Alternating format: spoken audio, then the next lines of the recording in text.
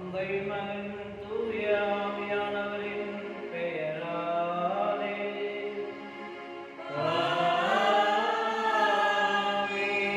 ஆண்டவராகிய இயேசு கிறிஸ்துவின் அருளும் கடவுளின் அன்பும் தூய ஆவியானவரின் தோழமையும் உங்கள் ஒவ்வொருவரோடும் இருப்பதாக.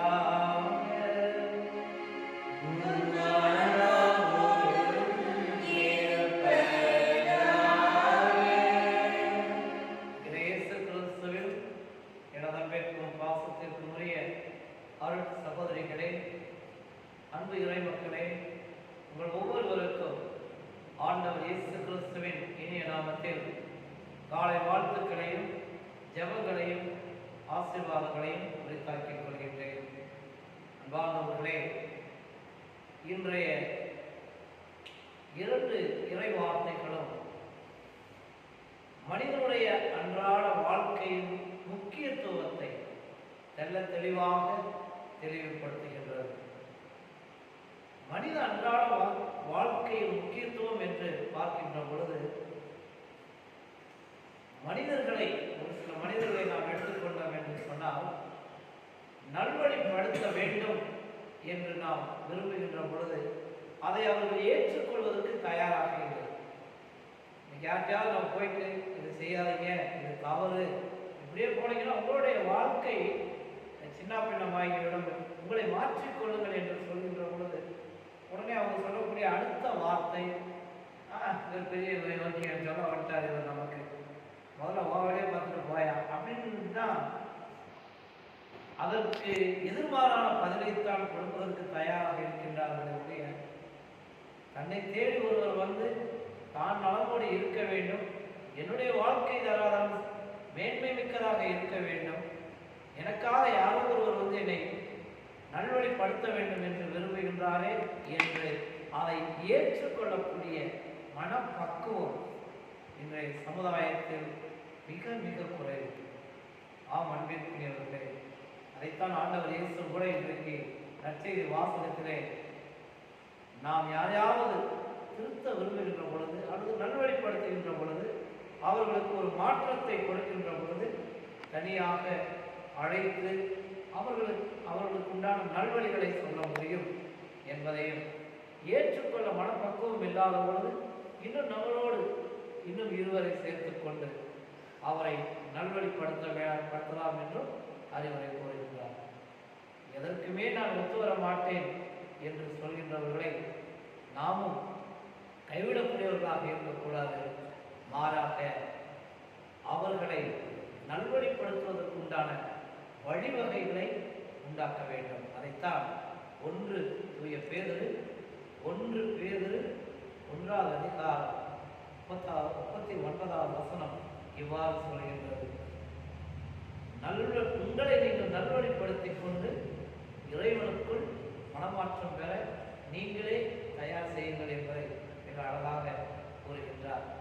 ஆம் அன்பிற்குரியவர்களே, அடுத்தவர்களை நாம் நல்வழிப்படுத்துவதற்கு முன்பாக என்னை ஒவ்வொருவருடைய தனிப்பட்ட முறையில் நான் நல்லா இருந்தால் தான் மற்றவர்களை திருத்த முடியும். என்னுடைய வாழ்க்கை தரமே அர்த்தமற்ற வாழ்க்கையாக, பொருளற்ற வாழ்க்கையாக இருக்கின்ற பொழுது மற்றவர்களை நாம் நல்வழிப்படுத்துவதற்கு நினைத்தோம் என்றால் அது நமக்குத்தான் பெரிய சில நேரங்களில் ஒரு அவமானமாக கூட தெரியும். எனவே அன்பிற்குரியவர்கள், முதலில் இந்த கல்வாரி பணியில் பங்கு கொள்ள வந்திருக்கின்றோம். ஒவ்வொரு நாளும் இந்த உன்னதமான பணியில் பங்கு பெறுவதற்கு முன்னாடி என்னிடம் இருக்கக்கூடிய குண விஷயங்கள் என்ன, என்னிடம் இருக்கக்கூடிய கெட்ட குணங்கள் என்ன, அதை நல்வழிப்படுத்திவிட்டு இன்றைய திருப்பலியில் என்னை தூய்மை உள்ள பிள்ளையாக பங்கு கொள்வேன் என்ற மனநிலையோடு வாழ தொடர்ந்து இவ்வழியில் ஜெபிப்போம். ஆண்டவர் நமக்கு காட்டக்கூடிய நல்லதொரு வழியை பின்பற்றும் பிள்ளைகளாக வாழ அவர் ஆசிரியை பெற இணைந்து ஜெபிப்போம். அவரின் ஆசிரியர் நம்மையே இணைத்துக் கொள்வோம். எல்லாம் வல்ல இறைவனிடமும்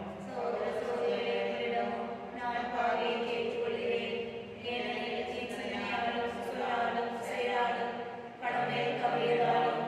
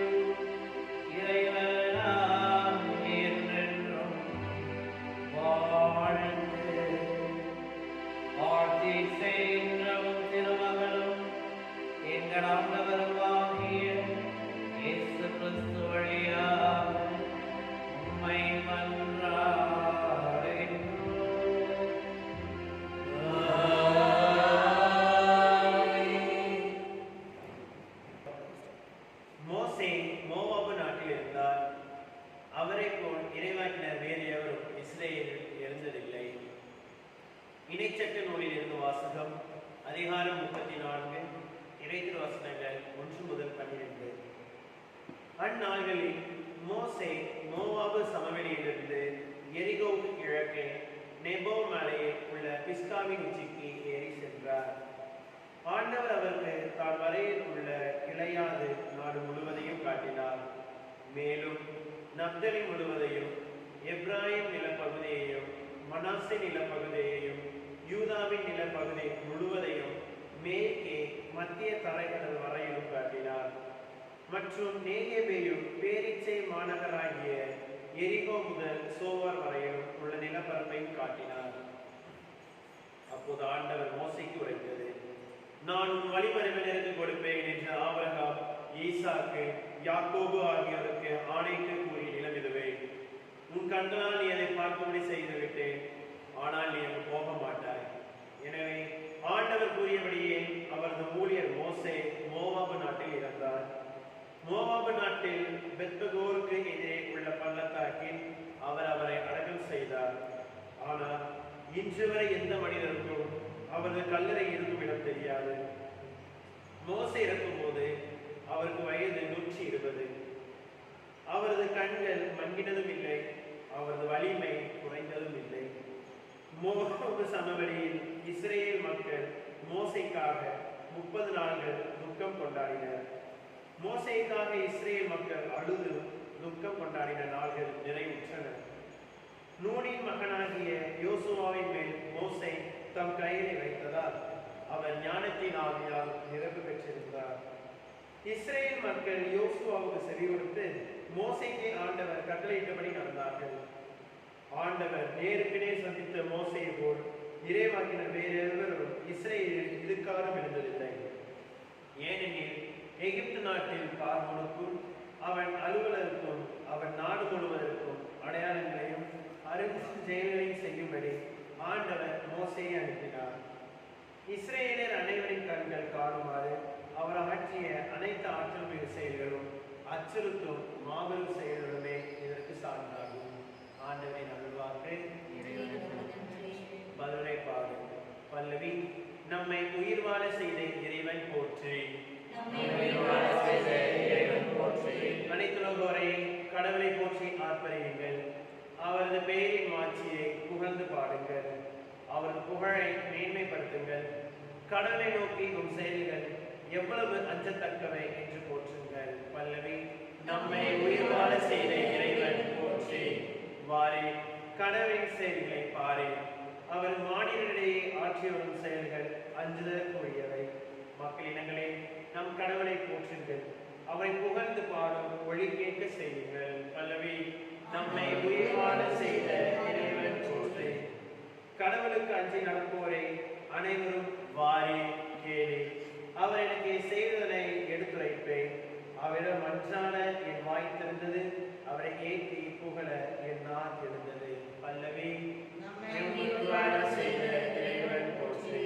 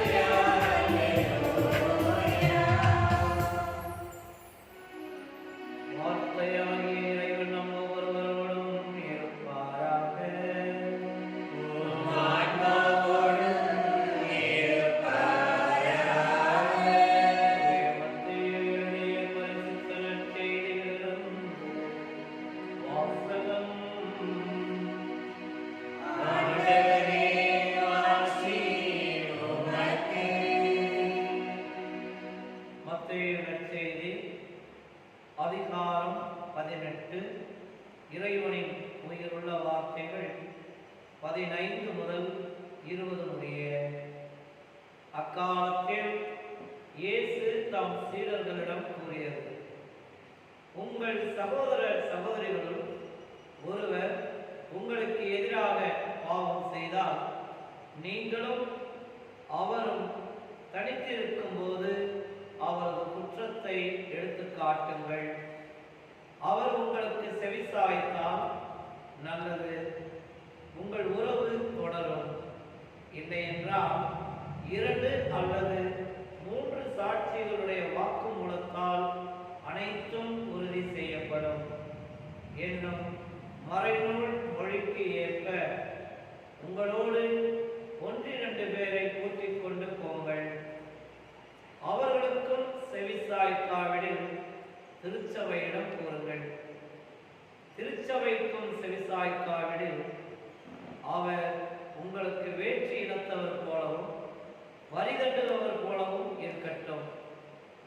மண்ணுலகில் நீங்கள் தடை செய்பவை அனைத்தும் விண்ணுலகிலும் தடை செய்யப்படும்.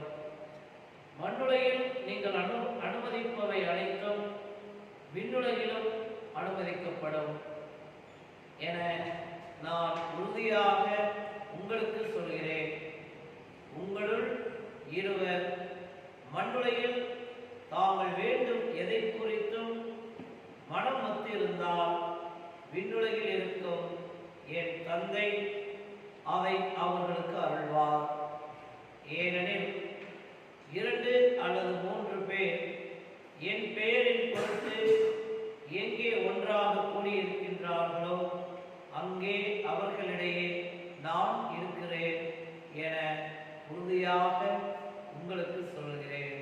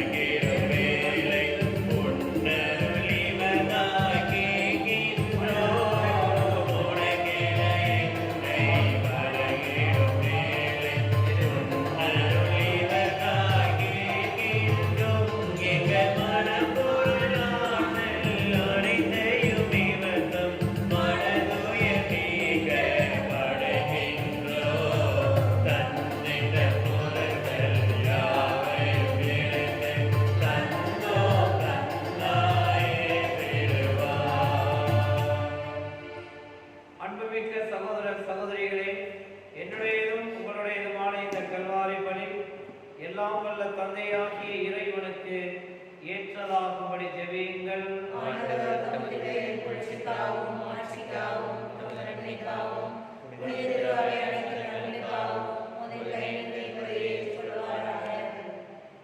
ஆண்டவரே, உமது திரு அவையின் காணிக்கைகளை மகிழ்வுடன் ஏற்றருளும்.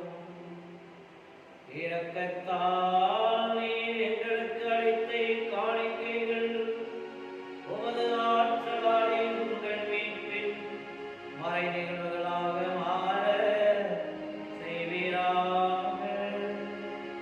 எங்கள் ஆண்டவராகிய இயேசு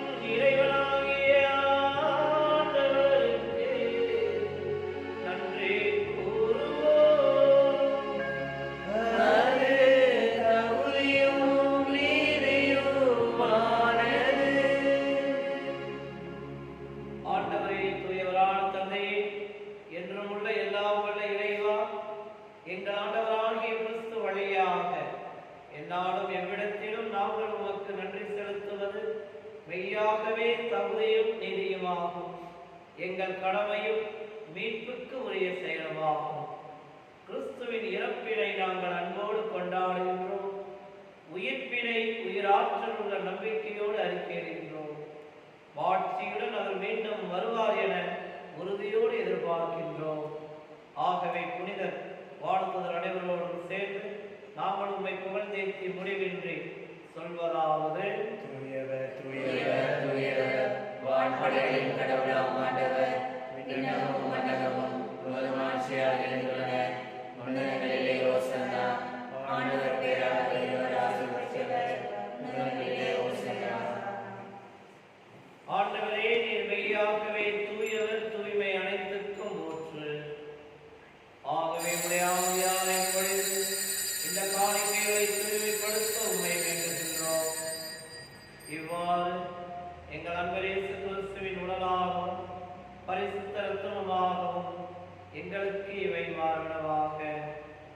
அவர் தாம் பாடுபட உடம்பு கணிந்து தம்மை கையளித்த போது அப்பத்தை எடுத்து உமக்கு நன்றி செலுத்தி அதை விட்டு தமது அன்பு நிறைந்த சீடர்களுக்கு இயேசு கூறியதாவது: அனைவரும் இதிலிருந்து பெற்று உண்ணுங்கள், ஏனெனில் இது உங்களுக்காக கையளிக்கப்படும் என் உடல்.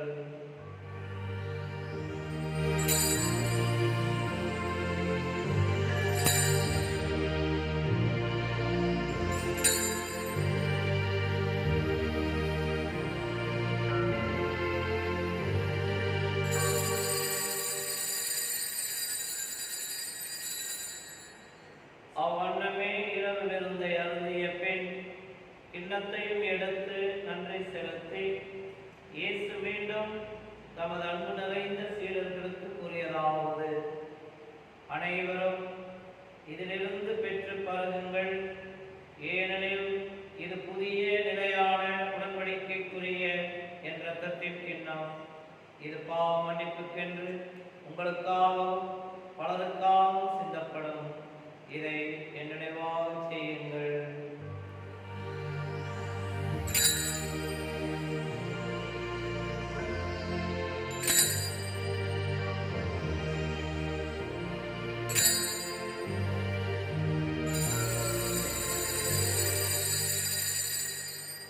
நம்பிக்கையின் மறைபொருள்.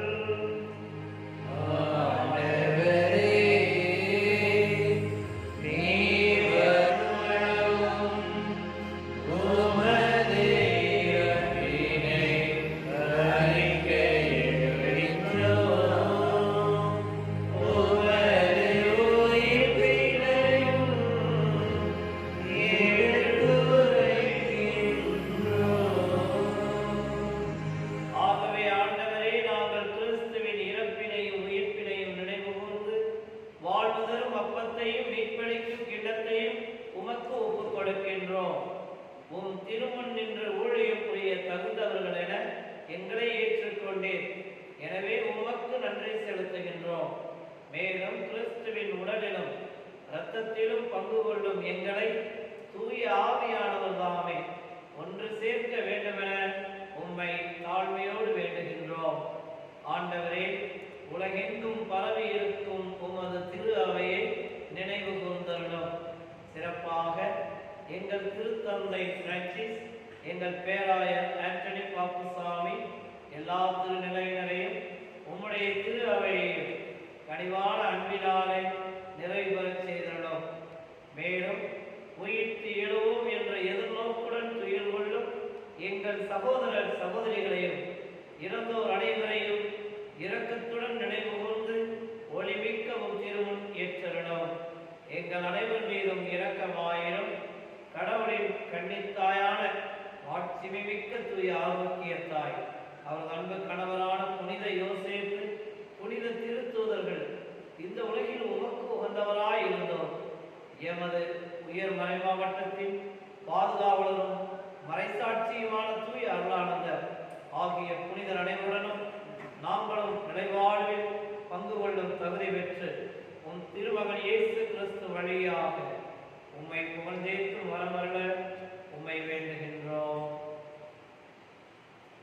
இவர் வழியாக இவரோடு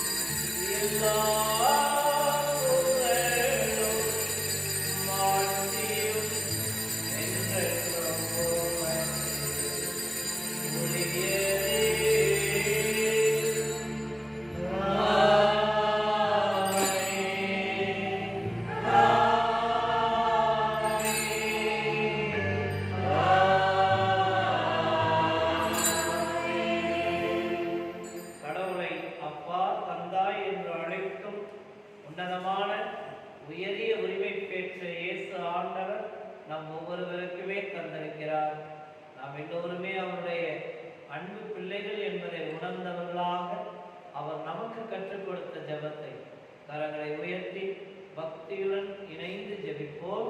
எங்கள் தந்தையே, உமது பெயர் தூயது என போற்றப் பெறுக. உமது ஆட்சி வருக. உமது திருவுளம் விண்ணுலகில் நிறைவேறுவது போல மண்ணுலகிலும் நிறைவேறுக. எங்கள் அன்றாட உணவை இன்று எங்களுக்கு தாரும். எங்களுக்கு எதிராக குற்றம் செய்தோரை நாங்கள் மன்னிப்பது போல எங்கள் குற்றங்களை மன்னியும். எங்களை சோதனைக்கு உட்படுத்தாதேயும், தீயோனிடமிருந்து எங்களை விடுவித்தருளும். ஆண்டவரே, தீமை அனைத்திலிருந்தும் எங்களை விடுவித்து எங்கள் வாழ்நாளில் அமைதியை கனிவுடன் அருள உம்மை மன்றாடுகிறோம். உமது இரக்கத்தின் உதவியால் நாங்கள் எல்லாவிதமான பாவத்திலிருந்து எப்போதும் விடுதலை பெற்று யாதொரு கலக்கமின்றி நலமோடு இருப்போமாக. நாங்கள் எதிர்நோக்கி இருக்கும் பேரின்பத்துக்காகவும் எங்கள் மீட்பராகிய இயேசு ஆண்டவரின் இரண்டாம் வருகைக்காகவும் காத்திருக்கின்றோம். ஆண்டவரே இயேசு கிறிஸ்துவே, அமைதியை உங்களுக்கு விட்டு செல்கின்றேன், என் அமைதியை உங்களுக்கு தருகிறேன் என்று உன் திரு தூதர்களுக்கு சொன்னீரே. எங்களுடைய குற்றங்கள், குறைகள், பாவங்கள், மனித பலகீனங்கள் இவற்றை எல்லாம் பாராமல் நீங்க ஏற்படுத்தி கொடுத்த திரு அவையில் கனிவான வேண்டுதல்களையும் நம்பிக்கையையும் கண்ணோக்கி உமது திருவுளத்திற்கு ஏற்ப அதற்கு அமைதியை ஒற்றுமையை அளித்தருவீராக. என்றென்றும் வாழ்ந்து ஆட்சி செய்கின்றவர் நீரே.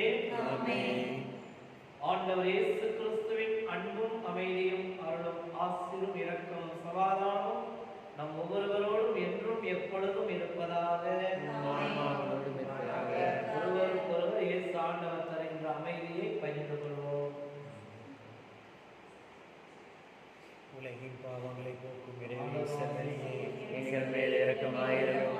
உலகின் பாவங்களை போக்கும் இறைவனின் செம்மறியே, எங்கள் மேல் இரக்கமாயிரும். உலகின் பாவங்களை போக்கும் இறைவனின் செம்மறியே, எங்களுக்கு அமைதி அளித்தருளும்.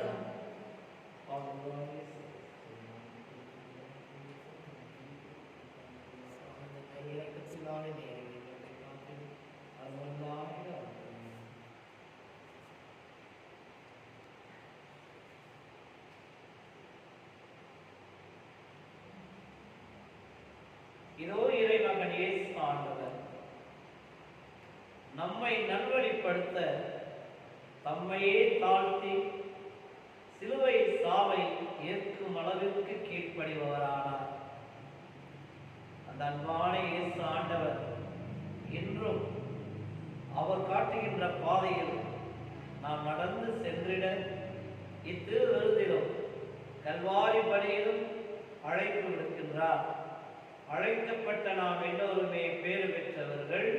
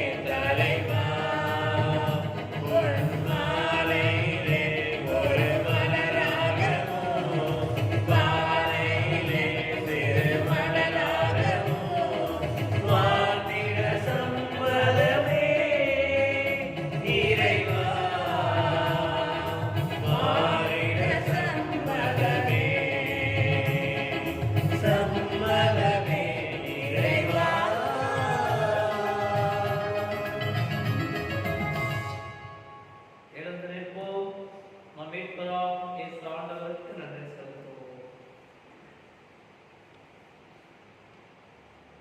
நன்றி கூறி மன்றாடுவோமாக.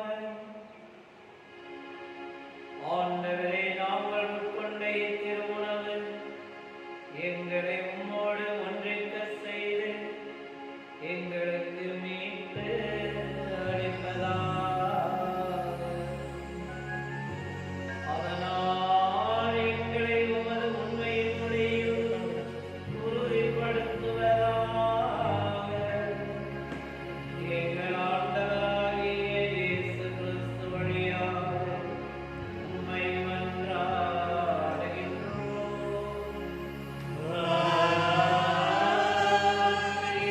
ஆண்டவர் இயேசு உங்களோடு இருப்பாராக.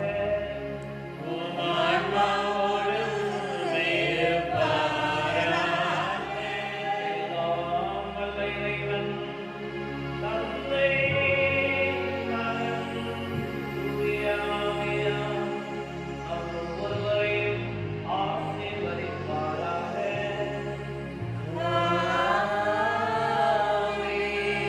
ஆண்டவர் இயேசு கிறிஸ்துவின் ஆசிரை பெற்ற பிள்ளைகளாகவும் அவரை நம்மை நல்வழிப்படுத்தும் பிள்ளைகளாக வாழ்ந்திட சென்று வருவோம்.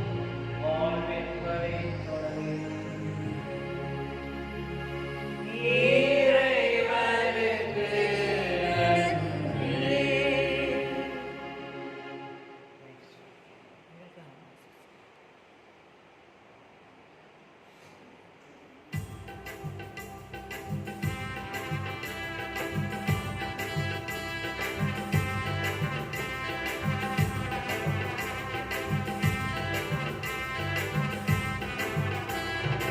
எங்கள்